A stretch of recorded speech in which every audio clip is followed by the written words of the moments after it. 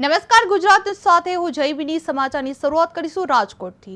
રાજકોટ જિલ્લાના ધોરાજી નજીક ખાનગી ટ્રાવેલ્સની બસ પલટી જતા અફરાતફરી મચી ગઈ હતી। ધાંગધ્રાથી ધોરાજી તરફ આવતી બસમાં 50થી વધુ મુસાફરો સવાર હતા, જેમાંથી 22 જેટલા મુસાફરો ઈજાગ્રસ્ત થયા હોવાનું સામે આવ્યું હતું। ડ્રાઈવરે સ્ટીયરિંગ પરથી કાબુ ગુમાવતા બસ પલટી મારી હોવાનું અનુમાન વ્યક્ત કરવામાં આવી રહ્યું હતું। ઈજાગ્રસ્તોમાં મહિલા, પુરુષ અને વૃદ્ધોનો પણ સમાવેશ થાય છે, જેમાંથી 4 જેટલા મુસાફરોને ગંભીર ઈજાઓ પહોંચતા તેમને તાત્કાલિક ધોરાજી સિવિલ હોસ્પિટલમાંથી જૂનાગઢ રિફર કરવામાં આવ્યા હતા, જ્યાં ઘટનાની જાણ થતાં ધોરાજીના પૂર્વ ધારાસભ્ય લલિત વસોયા હોસ્પિટલ ખાતે દોડી આવ્યા હતા। સાથે જ ધોરાજી પોલીસ સ્ટાફ અને એસપી અને પીઆઈ સહિતનો કાફલો પણ ઘટના સ્થળે પહોંચીને વધુ તપાસ પણ હાથ ધરવામાં આવી હતી। ધોરાજી નજીક ખાનગી બસ પલટી જતા આ ઘટનામાં 50થી વધુ મુસાફરોમાં હાહાકાર મચી ગયો હતો, જેમાં 22 મુસાફરો ઈજાગ્રસ્ત બન્યા હતા અને 4 ગંભીર હાલતમાં હતા, જેમને તાત્કાલિક ગંભીર ઈજાગ્રસ્તોને જૂનાગઢ હોસ્પિટલ ખાતે ખસેડવામાં આવ્યા હતા, જેમાં પૂર્વ ધારાસભ્ય લલિત વસોયા હોસ્પિટલ ખાતે પહોંચી ગયા હતા। આપણી સાથે જોડાઈ ગયા છે ધોરાજી પૂર્વ કોંગ્રેસ ધારાસભ્ય લલિત વસોયા। જી લલિતભાઈ, આપનું સ્વાગત છે કેટીવી ન્યૂઝ ગુજરાતીમાં। લલિતભાઈ, ધોરાજી નજીક બસ પલટીની ઘટના અંગે હાલ ઈજાગ્રસ્તોની સ્થિતિ કેવી છે? ધોરાજી નજીક જે પ્રાઇવેટ બસ કાલે રાત્રે એની બસની એક્સલ તૂટતા બસ પલટી મારી છે અને ઈજાગ્રસ્તોમાંથી એકનું મૃત્યુ થયાના સમાચાર છે। એ હજુ ગંભીર છે અને બાકીના લોકોની તબિયત સારી છે, પરંતુ સારવાર હેઠળ છે, કારણ કે એમાંથી મોટા ભાગના લોકોને કોઈને આંસળી ભાંગી છે, કોઈને પાસળી ભાંગી છે, કોઈના પગ હાથના ગંભીર પ્રકારની ઈજાઓ થઈ છે, એટલે તમામ લોકો સારવાર હેઠળ છે। જી, જૂનાગઢ રિફર કરવામાં આવ્યા છે ઈજાગ્રસ્તોને, તો તેમની સારવાર અંગે શું અપડેટ મળી રહી છે? 3 પેશન્ટો એવા હતા કે જેમની તબિયત વધારે ગંભીર હતી, એને કારણે ધોરાજી હોસ્પિટલથી તાત્કાલિક ધોરણે સારવાર આપી અને જૂનાગઢ રિફર કર્યા છે। મને જાણવા મળ્યું છે કે એકનું મૃત્યુ થયું છે અને બાકીના 2 ગંભીર સ્થિતિમાં છે, પરંતુ ડોક્ટરો આશાવાદ જતાવી રહ્યા છે કે સાજા થઈ જશે।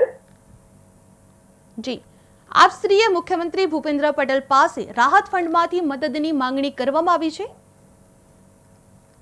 કારણ કે જે લોકોને એક્સિડન્ટ થયા છે 17 લોકોમાંથી 16 લોકો દેવી પૂજક સમાજના કે જે સમાજના અતિ પછાત વર્ગમાંથી આવે છે, તમામ ધોરાજીના છે અને તમામ જે ઈજાગ્રસ્ત પરિવારમાંથી આવે છે। એ પરિવાર કાં તો ગામમાંથી પ્લાસ્ટિકનો કચરો વીણે છે અથવા તો છૂટક મજૂરી કરીને પોતાનું ગુજરાન ચલાવે છે, અને જે પ્રકારે ઈજા થઈ છે જોતા કમસે કમ 1 કે 1.5 મહિનો સુધી તો એને આરામ ભાંગતૂટ થઈ છે, એને કારણે કરવો પડે એવી સ્થિતિ છે, એટલે એનું જીવન નિર્વાહ ચાલે અને સારવાર માટે, દવા માટે જરૂરી ફંડ મુખ્યમંત્રી રાહત નિધિમાંથી બાકીના લોકોને આપવામાં આવતું હોય છે। એવી રીતે જે આ ઈજાગ્રસ્તો છે અને જે મૃત્યુ પામ્યા છે એના પરિવારને આપવામાં આવે એવી માંગણી કરતો પત્ર પણ મેં લખ્યો છે અને જરૂર પડશે તો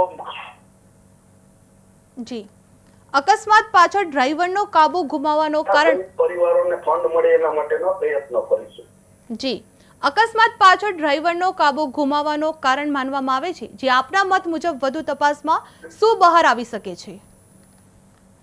બસની એક્સેલ તૂટી છે ને એક્સેલ તૂટવાને કારણે બસ ઉપરનો કાબુ ડ્રાઈવર ગુમાવ્યો છે। એક અકસ્માત જ છે, ડ્રાઈવરની સાવ બેદરકારી ગણાવી ન શકાય, પરંતુ એક્સેલ તૂટવાને કારણે બસ પલટી મારી છે, એને કારણે અકસ્માત થયો હોય એવું લાગી રહ્યું। જી, આભાર લલિતભાઈ। રાજકોટ જિલ્લામાં ધોરાજી નજીક ખાનગી ટ્રાવેલ્સની બસ પલટી જતા આ મોટી દુર્ઘટના સર્જાઈ હતી। આ મળતી માહિતી મુજબ ધાંગધ્રાથી ધોરાજી તરફ આવી રહેલી બસમાં 50થી વધુ મુસાફરો સવાર હતા। ડ્રાઈવરે સ્ટીયરિંગ પરથી કાબુ ગુમાવતા બસ પલટી મારી હોવાનું પ્રાથમિક અનુમાન વ્યક્ત કરવામાં આવી રહ્યું છે, જે અકસ્માતમાં આશરે 22 જેટલા મુસાફરો ઈજાગ્રસ્ત બન્યા હતા, જેમાં મહિલા, પુરુષ તેમજ વૃદ્ધોનો પણ સમાવેશ થાય છે. ઈજાગ્રસ્તોમાંથી 4 મુસાફરોને ગંભીર ઈજાઓ પહોંચી હોવાથી તેમને તાત્કાલિક ધોરાજી સિવિલ હોસ્પિટલમાંથી સારવાર બાદ વધુ સારવાર માટે જૂનાગઢ ખાતે રિફર કરવામાં આવ્યા હતા. આ ઘટનાની જાણ થતાં ધોરાજીના પૂર્વ ધારાસભ્ય લલિત વસોયા હોસ્પિટલ ખાતે દોડી આવ્યા હતા અને ઈજાગ્રસ્તોની મુલાકાત લીધી હતી. સાથે જ ધોરાજી પોલીસ સ્ટાફ, એસપી અને પીઆઈ સહિતનો કાફલો ઘટના સ્થળે પહોંચી અને તપાસ અંગે પણ માહિતી એકત્ર કરવામાં આવી હતી. જે અકસ્માતને પગલે વિસ્તારમાં ચિંતા અને અફરાતફરીનો માહોલ પણ જોવા મળી રહ્યો હતો. ડ્રીમ સ્કૂલ પાસે એક ટ્રાવેલ્સની બસ પલટી મારતા 22 થી વધારે લોકો ઈજાગ્રસ્ત થયા છે. ધોરાજી સરકારી હોસ્પિટલમાં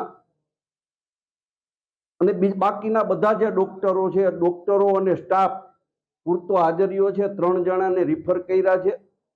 3ની સ્થિતિ ચિંતાજનક છે. બાકીના દર્દીઓની સારવાર અત્યારે ધોરાજી ખાતે ચાલી રહી છે અને ધોરાજીના સામાજિક સંસ્થાના સૌ આગેવાનો અત્યારે અહીં સેવાકીય પ્રવૃત્તિમાં ખંભે ખંભો મિલાવી અને જે લોકોને ઈજા થઈ છે એમને મદદ કરી રહ્યા છે.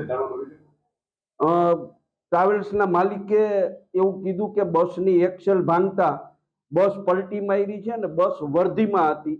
એટલે ફરેણી રોડ ઉપરનો જે સમાજ છે એ સમાજના લોકો એ બસની અંદર હતા અને બસ પલટી મારી છે. એને કારણે બધા ઈજાગ્રસ્ત થયા. કરશનભાઈ કરમસિંહભાઈ રાઠોડ. કરશનભાઈ, શું બનાવ બન્યો? બનાવમાં સાહેબ એવું બન્યું કે અમે અહીંથી બાપાના ફૂલ પધરાવવા માટે અમે રાધનપુરની બાજુમાં કુંવર ગામમાં ગુરુકુળ ગાડી સ્પેશિયલ બાંધીને ગયેલા અને ત્યાંથી 12 વાગે રિટર્ન ગાડી આવતી હતી અને અહીં આવીને પલટી ખાઈ ગઈ. સમજ્યા? કઈ રીતે પલટી મારી તમને ખ્યાલ છે? ના, અમે ગાડીમાં બેઠા હતા પણ એને ગમે એને હવે ધડાકો થયો. એ ધડાકો અમે સાંભળ્યો પણ શેની હારે એનો ધડાકો થયો એ ખબર ના પડી. પણ ગાડી પછી એને કાબુમાં ના રહી એટલે ગાડી હેઠી ઉતરીને ઉપર ચડી. એમ કરતા કરતા 2 પલટ્યું ગાડી ખાઈને ઝાડવાની અંદર હલવાઈ હતી. કેટલા જણા ઈજાગ્રસ્ત છે એ કઈ તમને ખ્યાલ છે?